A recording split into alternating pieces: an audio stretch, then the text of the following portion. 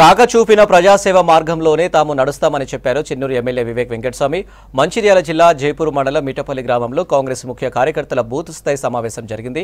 గ్రామాల్లో మంచినీటి, road, drainage system మెరుగుపరుస్తామని హామీ ఇచ్చారు వివేక్. ఇప్పుడు ప్రజాపాలన వచ్చింది, కాంగ్రెస్ ప్రజల కోసమే పనిచేస్తుందని అన్నారు. పెద్దపల్లి లోక్సభ కాంగ్రెస్ అభ్యర్థి గడ్డం వంశీకృష్ణ.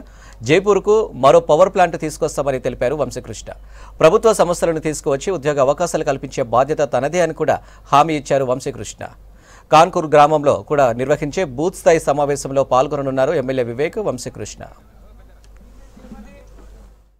చాలా మంది అడిగినారు పెద్దపల్లి ప్రాంతానికి ఏం చేస్తారు, మనకున్న రోడ్లు కానివ్వండి, మనకున్న నీటి సమస్య కానివ్వండి, మరి కొన్ని ఊర్లలో అయితే మహిళలకు టాయిలెట్లు కూడా లేని పరిస్థితి ఉన్నదని చెప్పి మీ అందరికి తెలిసిన విషయమే. మొదటిగా మీ అందరు గమనించాలి, దేశం ముందుకు దూసుకెళ్ళిపోతుంది. అందరూ హైదరాబాద్ హైదరాబాద్ అని చెప్పి ఒక ఆదర్శంగా దాని మీద వీడియోలన్నీ చేసి చాలా వెనుకబడిపోయి ఉన్నది. గత 30 సంవత్సరాలు వెనుకబడిపోయిన ప్రాంతం లెక్కున్నది. తెలంగాణ వచ్చి 10 సంవత్సరాలు అయినప్పటికీ మన గ్రామాల్లో నీళ్ళు లేవు, రోడ్లు లేవు, మన పిల్లలకు ఉద్యోగాలు లేవు. మీ అందరికి తెలిసిన విషయమే. కాంగ్రెస్ ప్రభుత్వం గత 70 సంవత్సరాల నుంచి మన స్వాతంత్రం వచ్చినప్పటికెళ్ళి కాంగ్రెస్ ప్రభుత్వము ఒక ప్రజాపాలన చేసింది.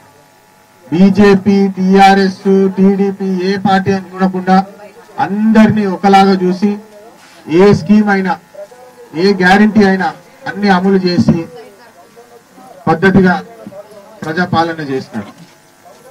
ఇప్పుడు మళ్ళా పార్లమెంట్ ఎలక్షన్స్ వస్తుంది, మీ అందరు చూస్తున్నారు. మీరు పడ్డ కష్టాల వల్లనే ఇప్పుడు కాంగ్రెస్ ప్రభుత్వంలో ఉన్నది. ఖచ్చితంగా ఎన్ని కష్టాలు వచ్చినా పార్లమెంట్ ఎలక్షన్స్ అయినాక మన కోసము, పెద్దపల్లి ప్రాంతం కోసము పోరాడి మరి ఇక్కడ కొత్త సంస్థలు తీసుకొచ్చే బాధ్యత నాది. అంటే మీకు 2 గ్యారంటీ కార్డులు మీకు అమలు కాబోతున్నాయి. మీరందరూ కూడా ఇప్పుడు 2 పార్టీలు ఒకటే పార్టీ అయిపోయింది. 2 గ్యారంటీ కార్డులు 2 కూడా అయితే మనకు ఇప్పుడు కేంద్రం నుంచి ఏం చేసేది ఉంది? నిజంగా ఏమైనా చేసేది ఉందా? నిజంగా చెప్పండి, ఏమైనా ఉందా? ఏం లేదు. ఎవరు చేయాలి మన పనులన్నీ కూడా? రాష్ట్ర ప్రభుత్వం చేయాలి.